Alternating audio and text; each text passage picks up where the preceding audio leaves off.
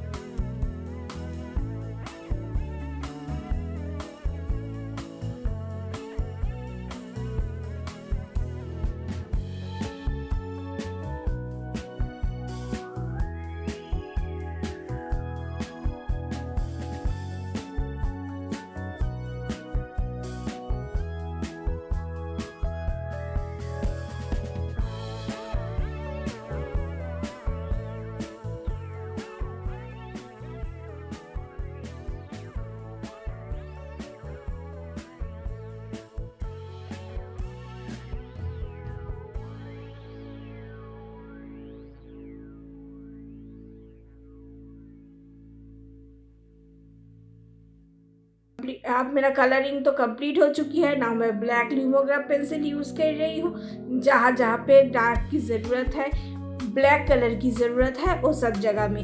अगर आपके पास black लिमोग्राफ pencil नहीं है तो आप इसके instead black glass marking pencil भी यूज़ कर सकते हो।